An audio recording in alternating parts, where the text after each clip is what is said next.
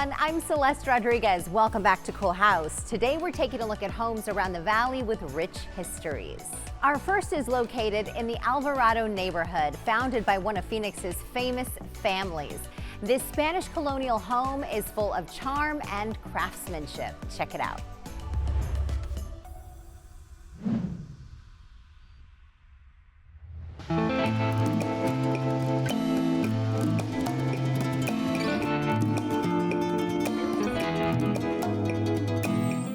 Good morning, everyone. This morning's Cool House brings us to a central Phoenix neighborhood. It is beautiful and the curb appeal is amazing. It's fantastic. This is Joe Bishong. Joe, good morning. Good morning, Celeste. This is a beautiful property. Thanks. It really is. It's a perfect example of Spanish colonial architecture, which is really what dominated the architecture in central Phoenix in 1926 when this home was built. Rich history on this property. Definitely. This neighborhood was developed by the Hurd family. After they built their own home around Central and Encanto, they bought the entire parcel from 7th Street to Central, from McDowell to Encanto, and they developed this whole area.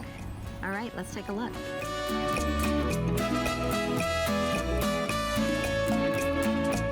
Now that we're inside, you can see all the really charming touches of a historic home. Yeah, the architecture of this home is really significant, and there's so many details to see. It was done by Lesher and Mahoney, probably the most famous architecture firm in Phoenix at the time. They designed the Orpheum Lofts, the Orpheum Theater, the original Phoenix City Hall, as well as the Veterans Memorial Coliseum. And this is something they did, the fireplace. Yeah, beautiful, original, really interesting period tile around the fireplace.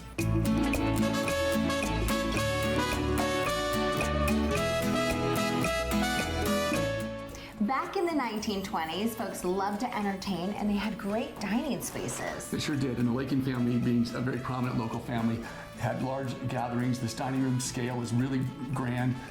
Original mahogany doors pocket into the walls, and the floors are all the original oak floors throughout the house as well. They're beautiful, and I love those doors that open out to a patio. Open them up on a cool Arizona night. Absolutely.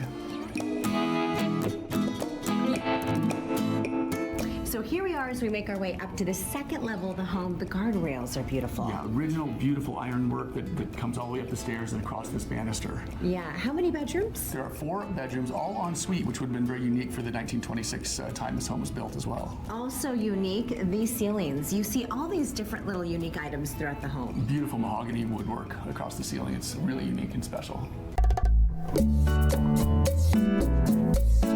At the end of one of the hallways, you said this probably was the original sleeping porch. That's right, Celeste. In 1926, when this home was built, air conditioning didn't exist. So most of the homes in these historic neighborhoods had sleeping porches where the family would sleep with cold sheets, wet sheets, hanging over the windows. So it's enclosed now, and it has a staircase that goes where? It goes down to the back side of the kitchen. Wow.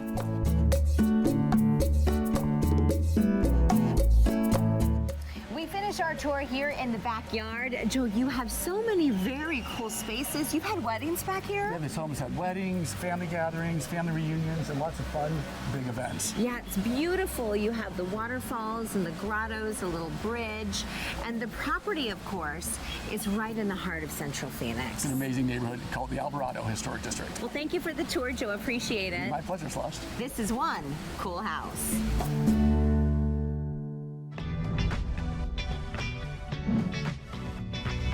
Our next home takes us down the street to a residence that is more than a century old, modified to maintain its original grandeur. Let's take a trip back in time.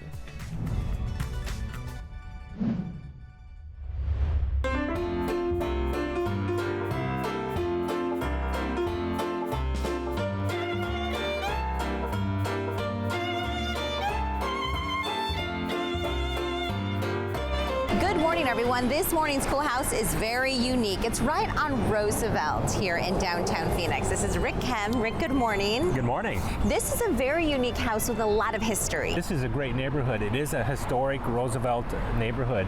I'd say over the last 10 to 13 years anyway, I mean, it has grown tremendously. This is a thriving area, tons of restaurants. The historic part of this house makes it feel like you're standing on the shoulders of other people. Well, welcome on in. Here we go inside 522 west of Roosevelt, right in the heart of the historic district. And this is Bob Croft. Bob, this is your property. It is. Tell us about the original owner of the home. Well, it was a fellow named L.L. Stewart. came to Arizona in 1902. He taught school up at Lee's Ferry for a couple of years. That was on the LDS immigration route from Salt Lake down to Mesa and Lehigh and so forth. Stewart was a successful cattle rancher and in time became friends with a popular man in the Arizona Territory by the name of Henry Ashurst. The story is that Stewart managed Ashurst's campaign for Arizona's very first U.S. Senate seat in 1912. House was built in 1914. You've done a lot of restoration on the property, this staircase in particular. Yep. It's mostly original. Some of the spindles have been replaced. Tried to take it back as close to original as we could. So that's why the colors, the stained wood and so forth, the original white oak floors. During the Great Depression, this home converted to apartment housing. Decades later became an office building. And today Croft has opened up rooms and tried to restore as much as possible. This would have been the dining room originally. And during the apartment conversion, this wall and this wall, whatever was originally here, were taken out and just drywall put in. With the 6 doors there and 4 doors here, you could open the whole place up for airflow, but you could close it off for some privacy. These particular lights, kind of interesting. The cut glass apparently is original to the fixtures. So it's 110 years old. It's survived a lot longer than I'm likely to. We wrap up our tour here in the front yard, and Rick, beautiful front patio. The architecture of this house just kind of brings you into the neighborhood, right? It's very welcoming. As you heard from Bob, there's tons of history with this house. It's an excellent location here in downtown Phoenix. Thank you for your time this morning. You're welcome. And for the tour. This is one cool house.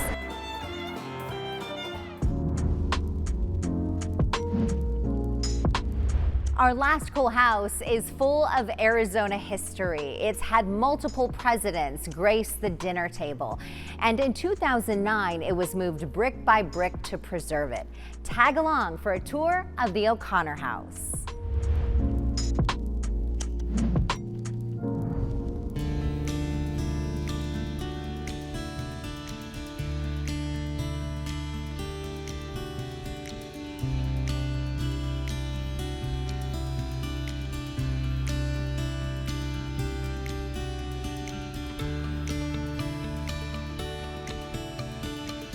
Well, welcome on in here. This beautiful home has a lot of significance, and you're going to love it and maybe learn something too this morning. This is Sarah Sugg. Sarah, good morning. Good morning. Tell us about the O'Connor House. The O'Connor House is the home of the late Justice Sandra Day O'Connor and her husband John. Yeah. They built this home as relative newlyweds. How was the home built? It was built from adobe mud that was gleaned from the Salt River near here in Tempe, Arizona, by the bridge. Tell me about the architect. Who was it? It was a draftsman, you said? Well, the O'Connors could not afford an architect, but they did find a draftsman, D.K. Taylor, who had been influenced by Frank Lloyd Wright. And you can see some of the architectural influence of Mr. Wright that Mr. Taylor incorporated into the house. And so that, with the roof lines, the pitch, and the adobes, we had an authentic Arizona property for the O'Connors. Her home right now stands in Tempe, Arizona, originally built in Paradise Valley. Right. But it was moved very carefully. Right. Well, when the O'Connors bought the parcel of land, my understanding it was outside the city limits, and Paradise Valley had not been incorporated or was newly incorporated, so it was in the area of 40th Street in Camelback, surrounded by desert landscaping. And so when the home was eventually sold and scheduled for demolition by the new owner, some city leaders got together and said, no way, this has too much significance, and they rallied to move it brick by brick to the Papago Park area.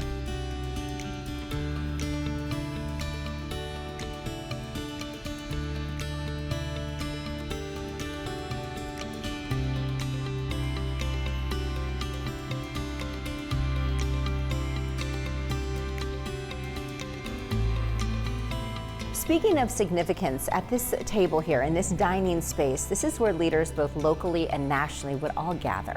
Right. So at one point, Sandra Day O'Connor was Arizona State Senate Majority Leader and a fantastic cook, particularly Mexican food. And as part of her roles to build consensus, she would bring colleagues from both sides of the aisle. Come on out to the house, I'm cooking, beer, margaritas, and she would make, perhaps they'd start on the fringes, but they'd work in until they found enough common ground to go back to the Capitol, write legislation, help move Arizona forward. You said she liked to cook chalupas. She did like to, among other things. Chili, I mean, there's probably not much she couldn't cook, but it became a sort of a signature for her. And cooking, hospitality, consensus building, civil dialogue, those became hallmarks of Justice O'Connor, and at the Sandra Day O'Connor Institute, we carry that tradition on today.